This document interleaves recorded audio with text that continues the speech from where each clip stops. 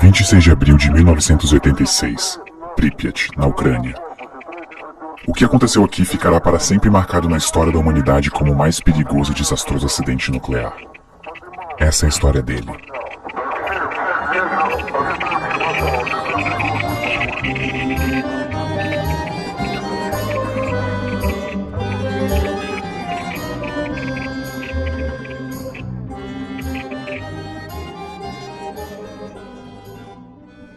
Em 1970, a usina nuclear Vladimir Ilyich Lenin, popularmente conhecida como Chernobyl, começou a ser construída. Naquela época, a União Soviética estava implementando seu programa nuclear, e a usina de Chernobyl era a nona usina a ser construída. As primeiras usinas nucleares foram feitas no final da Segunda Guerra Mundial, mas elas eram usinas de testes e pesquisas científicas. Elas não eram ligadas à rede elétrica, ou seja, elas não geravam energia para casas, apartamentos e indústrias de civis. Uma coisa importante é que logo após a Segunda Guerra Mundial, a palavra nuclear trazia com ela a imagem das bombas atômicas que foram usadas no final da guerra. E por consequência, a Guerra Fria entre os Estados Unidos e a União Soviética tornava o medo de um possível ataque nuclear uma ameaça constante.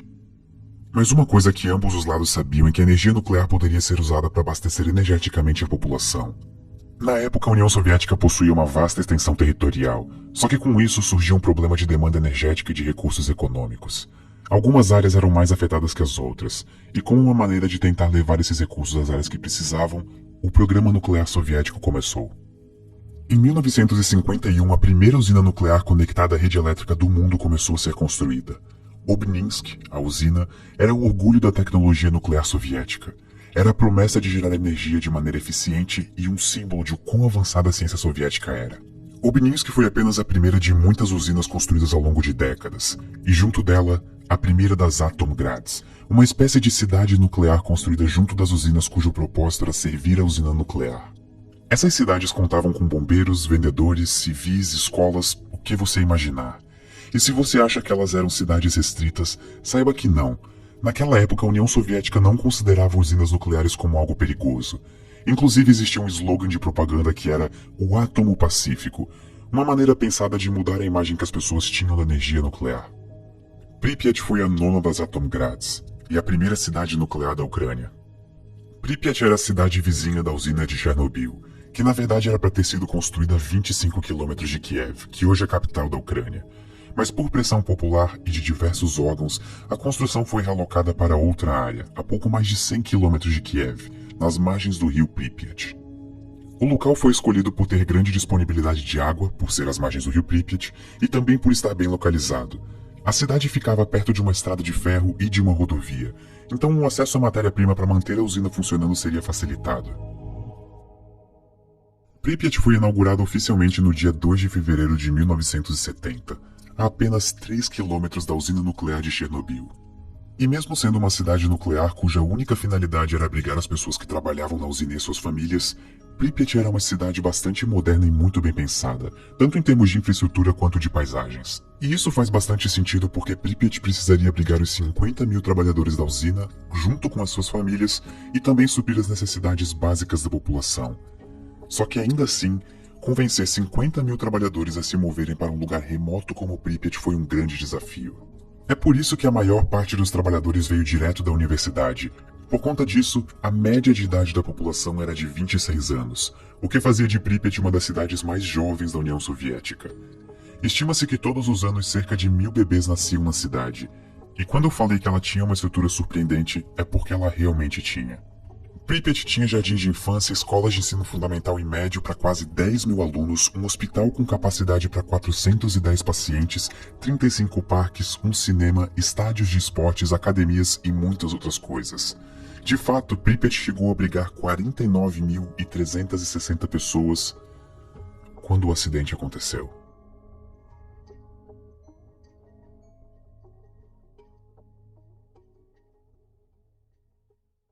Só existe uma coisa pior do que um acidente nuclear. Um acidente nuclear evitável. A usina de Chernobyl usava um novo tipo de reator nuclear desenvolvido na União Soviética, o RBMK.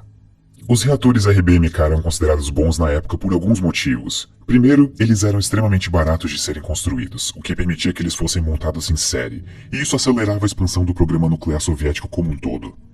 Segundo, eles poderiam servir não só como um gerador de energia elétrica, mas também como uma usina de produção de plutônio, que é um subproduto da operação de um desses reatores. O plutônio então poderia ser utilizado para projetos militares e até para fazer armamentos nucleares. Sendo eficiente financeiramente, possível de construir vários rapidamente e ainda usar como matéria-prima para armamentos nucleares no meio da Guerra Fria, fizeram dos RBMKs os reatores escolhidos pelo programa nuclear soviético. Mas eles tinham alguns problemas. Pensem em usinas nucleares como grandes máquinas a vapor. O funcionamento básico de uma é o seguinte: você tem o núcleo do reator, que é composto pelo combustível nuclear. Geralmente é urânio, como no caso de Chernobyl. O urânio, quando decai, gera energia como um subproduto, e é essa energia que queremos aproveitar. Nós fazemos isso colocando um cano de água perto do combustível. A energia liberada pelo decaimento do urânio aquece a água, que então entra em ebulição e vira vapor. E esse vapor é canalizado até uma turbina e faz ela girar. É aí que a energia elétrica surge. Você pode então canalizar esse vapor, resfriar ele até ele voltar a ser água líquida e repetir todo o processo. Enquanto o urânio no núcleo do reator estiver fissionando, ele vai continuar aquecendo a água, e é esse processo que aproveitamos para gerar energia com usinas nucleares. Na sua essência, a diferença entre usinas nucleares e usinas termoelétricas de carvão, por exemplo, é que ao invés de queimar carvão para gerar energia, você está usando o decaimento dos átomos de urânio. Mas um detalhe importante que torna muito mais complexo operar uma usina nuclear é a necessidade de um moderador e hastes de controle. Se você quer gerar energia elétrica para um país, não faz sentido você deixar que o urânio decaia tudo de uma vez, ou então fazer com que ele nunca decaia e a água nunca vire vapor.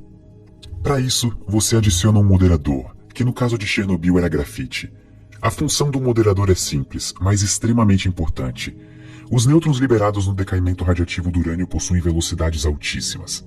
Para garantir que a reação em cadeia da fissão do urânio continue por bastante tempo, você precisa desacelerar esses nêutrons para eles terem mais chance de serem absorvidos por outros átomos de urânio, e com isso, continuar a reação em cadeia. É importante notar que a diferença operacional de uma bomba nuclear de fissão e uma usina nuclear é que na bomba você quer que todo o combustível nuclear decaia rapidamente e libere a maior quantidade de energia no menor tempo possível. Para isso, você precisa de um combustível extremamente enriquecido e puro.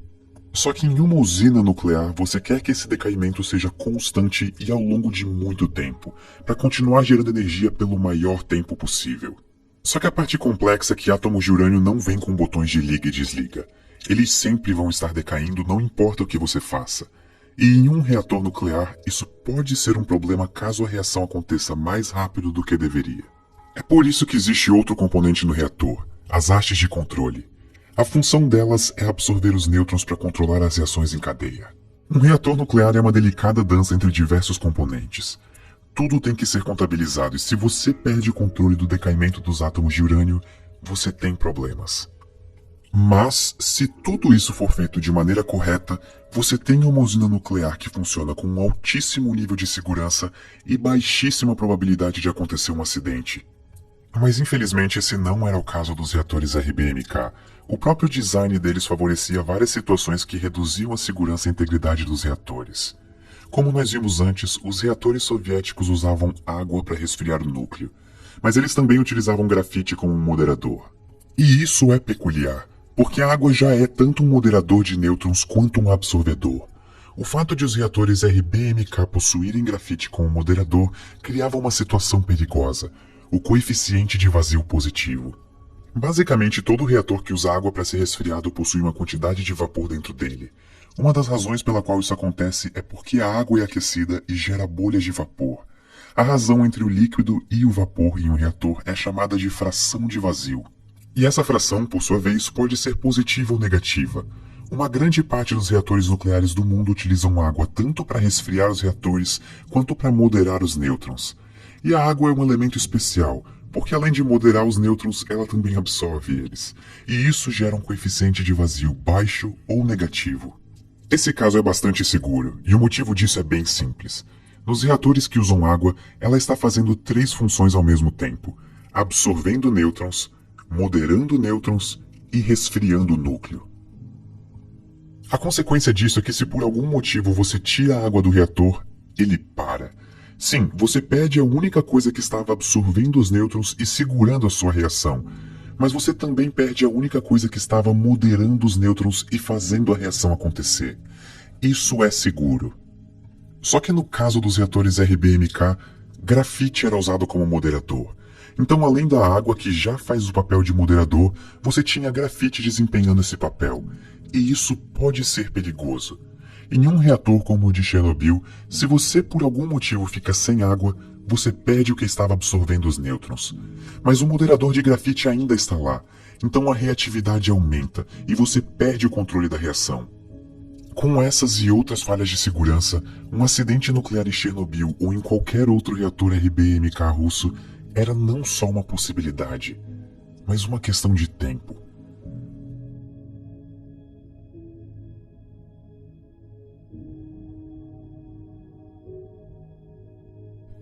À 1h da madrugada, o reator número 4 da usina nuclear de Chernobyl estava operando normalmente. Um teste de segurança estava marcado para acontecer, coincidindo com o dia em que o reator número 4 seria desligado para manutenção. A intenção do teste era verificar como o reator operaria em uma situação de emergência. A situação era o seguinte: reatores RBMK precisam de água para serem resfriados. No caso do reator número 4, 28 mil litros por hora. Essa água toda era bombeada por bombas de água, mas elas precisam de eletricidade para funcionar, que curiosamente era alimentada pelo próprio reator. Então, se ele parasse de funcionar ou houvesse alguma situação emergencial em que a energia elétrica fosse perdida, a usina tinha 3 geradores de diesel à disposição. O problema é que esses geradores levavam de 60 a 75 segundos para atingir a velocidade total necessária para fazer as bombas de água funcionarem. Isso significa que em uma emergência os reatores ficariam praticamente 1 minuto sem água, o que seria desastroso. Isso era um risco de segurança inaceitável. A solução encontrada foi usar a turbina que, quando o reator fosse desligado, ainda estaria girando por causa do vapor de água que ainda estaria sendo formado no núcleo. Essa turbina, teoricamente, poderia fornecer 45 segundos de eletricidade para as bombas de água, mas isso nunca havia sido testado. Então, para realizar o teste, os operadores começaram a diminuir aos poucos a potência do reator. Às 13h05, 12 horas depois do início do processo, o reator estava operando com 50% da potência normal. Às 14 horas, a última redução na potência seria feita e o teste começaria, deixando o reator operando a 30% da capacidade normal. Mas inesperadamente, os controladores da rede elétrica em Kiev pediram para o teste ser interrompido porque haveria uma alta demanda energética e, portanto, o reator precisaria estar funcionando. Os operadores de Chernobyl deixaram o reator operando a 50% da potência por mais 9 horas. Às 23h04, os controladores em Kiev permitiram que o teste continuasse. E é aqui que as coisas começaram a dar errado. O teste era para ser feito durante o dia, com uma equipe devidamente preparada. Mas naquele horário, o turno do dia já tinha ido embora e quem continuaria o teste seria o turno da noite, que não estava preparado. Às 0h, o novo turno havia assumido o teste. Entre as pessoas na sala de controle estavam Alexander Akimov, chefe do turno noturno, Leonid Toptunov, o operador das hastes de controle, e Anatoly Dyatlov, o chefe engenheiro da usina de Chernobyl. Para o teste acontecer, o reator precisaria estar operando a 700 megawatts. Essa potência foi atingida às 0h05. Só que dentro do reator, um dos subprodutos do decaimento radioativo, o xenônio-135, que absorve nêutrons, estava começando a se acumular. Isso é um processo conhecido como envenenamento do reator, e a consequência disso é que a potência continua a diminuir apesar de os operadores não terem feito mais nenhuma alteração. Às 0h28, o supervisor do turno noturno, Alexander Akimov, começou uma discussão com o chefe engenheiro da usina, Anatoly Dyatlov. Akimov dizia que o manual mandava que a potência do reator não poderia ser menor do que 700 megawatts, mas Dyatlov, que tinha um cargo maior, dizia que 200 megawatts seriam seguros. Como Dyatlov tinha um cargo maior, ele tinha a última palavra. E o teste seguiu. A potência do reator continuou a cair por causa do envenenamento de xenônio, quase chegando na potência para desativar o reator. Quando ela chegou em 5% do mínimo necessário para realizar o teste, os operadores da sala de controle decidiram tirar a maioria das hastes de controle para fazer a potência aumentar. O reator estava cada vez mais instável. Apesar de eles terem conseguido novamente atingir a potência de 200 megawatts, o envenenamento por xenônio estava cada vez maior. À 1h21 da manhã, um dos trabalhadores que estava próximo ao reator notou que a tampa das hastes de controle estavam pulando sem parar em cima do reator. Detalhe: cada uma dessas tampas pesava 350 kg. Com quase todas das 211 hastes de controle removidas do núcleo do reator, o teste começou à 1 da manhã, 23 minutos e 4 segundos. Nesse ponto, todas as bombas de água que resfriavam o reator estavam funcionando com pouca energia. Isso diminuiu a quantidade de água que conseguia chegar no sistema. E é aqui que entra o coeficiente de vazio positivo. Bolhas de vapor começaram a se formar na água que deveria resfriar o núcleo. O vapor, diferente da água líquida, quase não consegue absorver nêutrons. A reação estava completamente descontrolada. Conforme mais e mais água ia se transformando em vapor, o único elemento que absorvia nêutrons havia sido tirado do sistema, já que quase todas as hastes de controle estavam fora do núcleo naquele momento. A única coisa que restava eram os moderadores de grafite, que faziam a reação ocorrer mais rapidamente. Com o reator esquentando rapidamente e a potência aumentando sem controle, Akimov apertou o botão de emergência AZ5 para desligar o reator a 1 hora 23 minutos e 40 segundos.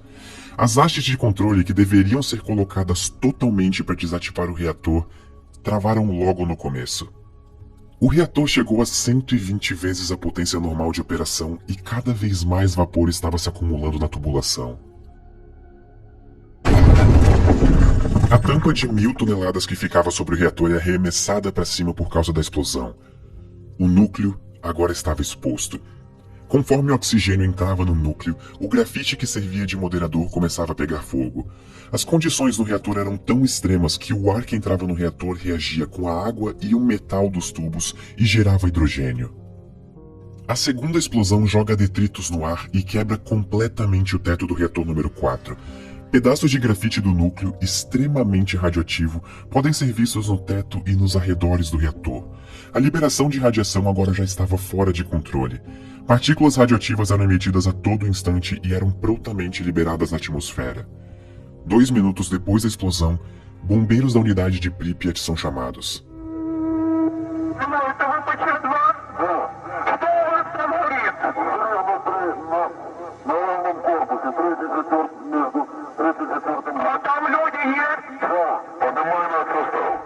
Um dos primeiros bombeiros a chegar no local foi Vassily Ignatenko.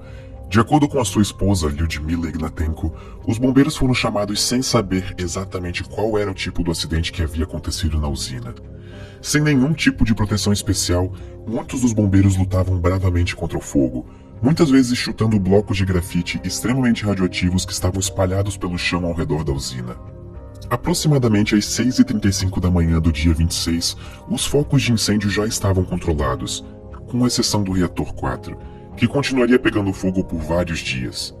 Nesse ponto, pelo menos 186 bombeiros haviam sido chamados. Ainda pela manhã, os bombeiros foram levados ao hospital local de Pripyat, com sintomas de síndrome aguda da radiação. Mesmo sendo uma cidade cujo propósito era servir a usina de Chernobyl, Pripyat não tinha como atender a todos aqueles bombeiros e pessoas. As roupas que eles usaram estavam contaminadas e emitiam grandes doses de radiação. Elas foram tiradas e jogadas no subsolo do hospital, e elas continuam radioativas até hoje. Durante a noite eles foram levados para o hospital número 6 em Moscou, um hospital especializado em radiologia. Radiação é invisível, não tem gosto, não tem cheiro e não emite som. Os bombeiros e operadores da usina logo começaram a apresentar sintomas como vômito, náusea e, em alguns casos, confusão mental. Dependendo da dose de radiação absorvida pela pessoa, esses sintomas podem aparecer após horas ou dias. No caso de alguns bombeiros e operadores de Chernobyl, isso aconteceu em minutos. O problema acontece por causa da radiação ionizante. Ela consegue tirar elétrons dos átomos, e uma das consequências disso é a alteração do DNA das células. Como resultado, elas não conseguem mais funcionar corretamente. As proteínas necessárias para o funcionamento das suas células param de ser sintetizadas. As células que compõem o seu corpo começam a morrer. A Lyudmila Ignatenko conta que, ao chegar no hospital número 6 em Moscou, ela ficou surpresa com a condição do marido, Vassily Ignatenko. Ele parecia estar bem, como se até estivesse melhorando e saudável. Mas infelizmente, ele e os outros bombeiros estavam na fase latente da síndrome aguda da radiação. Apesar de parecerem estar melhorando, dentro dos seus corpos as células da medula óssea estavam morrendo. Com isso, o seu corpo para de produzir as células do sangue, entre elas os glóbulos brancos que servem como a nossa proteção contra infecções. Com um organismo extremamente debilitado e sistema imunológico praticamente inexistente, começa a próxima fase da síndrome aguda da radiação. Nela, os sintomas anteriores podem voltar: vômito, náusea. Mas o que realmente marca essa fase é que os últimos glóbulos brancos do seu sangue começam a morrer, e eles não são repostos porque a sua medula óssea não funciona mais. E sem plaquetas para ajudar na coagulação, o corpo começa a sofrer com hemorragias. O seu sistema digestivo para de funcionar, e você não consegue mais comer. As células do seu corpo vão morrendo uma a uma porque não conseguem reparar o dano que foi feito pela radiação ionizante. Em menos de 2 semanas, o dano irreparável que a radiação fez no corpo leva à morte do paciente. Essa é o que acreditamos ser a primeira imagem tirada do acidente, e a única que ainda existe daquela manhã. O fotógrafo se chamava Igor Kostin. Você percebe a quantidade de grãos nessa imagem? Isso provavelmente foi causado pela radiação. Uma coluna de fumaça continuava a emanar do reator, e essa fumaça levava partículas extremamente radioativas para a atmosfera e estava contaminando Pripyat e as cidades ao redor. Quando questionados sobre o nível de radiação ao redor da usina, os dosimetristas reportaram 3,6 röntgens por hora. O detalhe é que essa era a medição máxima daquele medidor específico. A radiação ao redor da usina na verdade chegava a 30.000 röntgens por hora. Mesmo sabendo que 3,6 era o valor máximo daquele medidor, o chefe da usina, Viktor Byukhanov, reportou a Moscou que o acidente foi pequeno e estava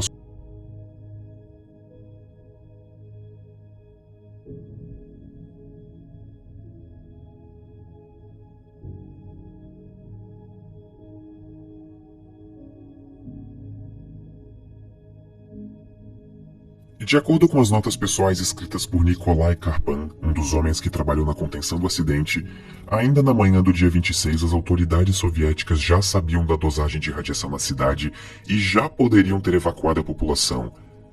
O que não aconteceu. O acidente nuclear de Chernobyl era um segredo de Estado, e não demorou muito para tropas e mais tropas soviéticas chegarem na cidade, que chegou até a ser cercada. Ninguém saía e ninguém entrava sem autorização.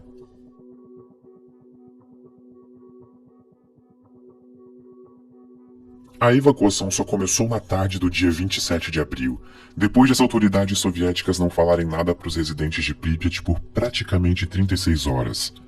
Os habitantes de Pripyat foram instruídos a levarem apenas itens pessoais, já que a evacuação supostamente seria por apenas 2 ou 3 dias. Mais de 1.200 ônibus foram utilizados para evacuar algo entre 40 e 45 mil pessoas que estavam na cidade. Elas não sabiam, mas nunca mais voltariam para casa.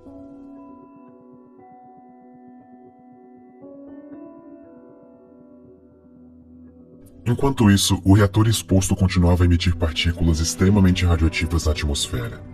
Diferente de um incêndio, um derretimento nuclear não pode ser apagado com água. Átomos de urânio não param de fissionar. A única maneira de impedir a reação em cadeia é colocando alguma coisa para absorver os nêutrons liberados.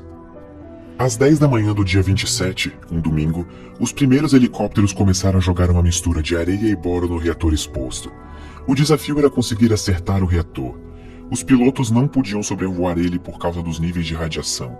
Vários improvisaram uma proteção de chumbo nos próprios assentos dos seus helicópteros.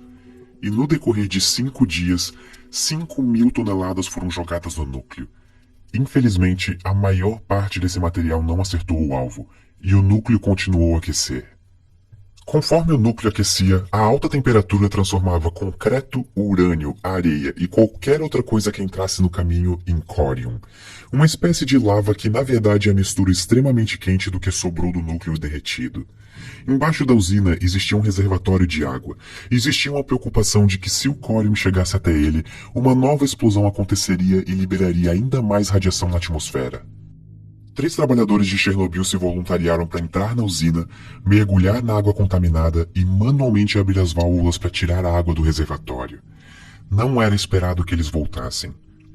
A missão foi um sucesso e eles conseguiram encontrar a válvula. Os riscos subsequentes de mais uma explosão foram eliminados por esses 3 indivíduos.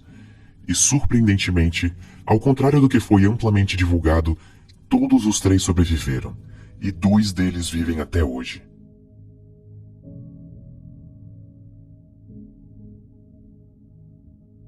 Com o perigo imediato de novas explosões eliminado, ainda restava um problema: o núcleo do reator.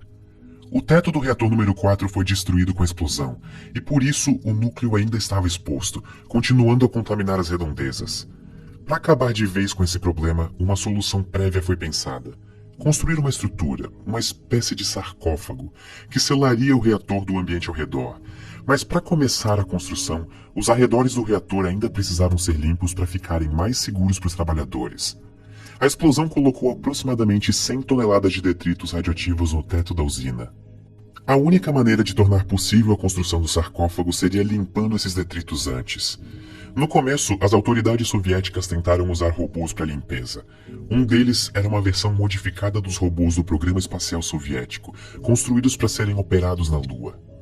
Em um momento, até um robô especial alemão chegou a ser utilizado. Mas tinha um problema: os robôs paravam de funcionar por causa da radiação. Ou a radiação acabava com os circuitos eletrônicos dos robôs, ou eles ficavam presos nos destroços. Era uma situação delicada. Em um estágio do processo, chegou-se à conclusão de que os melhores robôs que existiam eram seres humanos. Os chamados biorobôs. Pessoas tiveram que fazer o trabalho que nem robôs conseguiam fazer. Eles faziam parte de um grupo conhecido como liquidadores, cuja função era ajudar na contenção e recuperação das áreas afetadas pelo acidente. Vestidos com roupas especiais, eles usavam pás e só podiam ficar de 40 a 60 segundos no telhado do reator removendo destroços. No final desse intervalo, eles eram pagos e enviados para casa. No final do processo de limpeza dos telhados, apenas 10% foi feito por robôs. 90% dos destroços foram retirados por seres humanos. Ao todo foram necessárias quase 5.000 pessoas para o serviço. Os trabalhadores receberam, em média, 5 vezes a dose de radiação que uma pessoa recebe em um ano nesses 40 segundos no telhado. E foram eles que permitiram o início da construção do sarcófago. Enquanto o sarcófago era construído, um dos maiores feitos de engenharia do século, helicópteros dispersavam pelas áreas afetadas uma solução cujo propósito era fixar as partículas radioativas no solo. Esse solo seria cavado e colocado em outros lugares, descontaminando a região. Todas as estruturas da cidade, incluindo prédio, ruas e o próprio chão, tiveram que ser descontaminados. Nada entrava ou saía da cidade sem antes receber uma meticulosa inspeção em busca de contaminação radioativa. O que fosse muito difícil de ser descontaminado, como casas, era tombado e enterrado. Mais de 600.000 pessoas trabalharam ao longo dos meses seguintes ao acidente na descontaminação das áreas afetadas. Todos os veículos, incluindo helicópteros e tratores, ou foram enterrados ou permanecem em um pátio abandonados. Eles nunca poderão sair da cidade, embora vários deles ainda funcionem, por causa das partes extremamente radioativas. Eles estão contaminados. Dizem que em uma guerra são os vencedores que escrevem a história. Só que no caso de Chernobyl, não existem vencedores para escrever essa história. O mundo inteiro perdeu. Antes uma cidade que abrigava 50.000 pessoas, hoje Pripyat é uma amarga lembrança de um dos episódios mais desastrosos da história. Uma cidade completamente abandonada, em que muitos dos locais estão exatamente como foram deixados no dia 27 de abril de 1986. É difícil de estimar exatamente o número de casualidades decorrentes do acidente. O número oficial divulgado pelas autoridades soviéticas é 31, e esse número é mantido desde 1986. Mas esse número só engloba os trabalhadores e bombeiros que pereceram diretamente como decorrência do acidente. Embora seja difícil de contabilizar as pessoas afetadas no longo prazo, algumas estimativas colocam esse número na casa dos 4.000. Outras, organizadas por grupos de sobreviventes, instituições científicas e ambientais, sobem esse número para 93.000. Mas essa não é a única consequência do acidente. Existe um país pequeno chamado Bielorrússia, com uma população de 10 milhões de pessoas. Como resultado do acidente, o país perdeu 485 vilas e assentamentos. Durante a Segunda Guerra Mundial, o país perdeu 1 de cada 4 habitantes. Hoje, 1 em cada 5 bielorrussos vivem em terras contaminadas. Uma zona imensa foi interditada e continua interditada até hoje. Ela é chamada de Zona de Exclusão de Chernobyl e compreende aproximadamente 2.600 km². Mas surpreendentemente, Chernobyl não é uma história só sobre energia nuclear. Chernobyl também é uma história política e de engenharia, e também das pessoas que mais sofreram e ainda sofrem com o acidente. Usinas nucleares não são simples, e a segurança deve ser máxima e sempre priorizada, diferente do que era feito na usina de Chernobyl e nos reatores RBMK russos.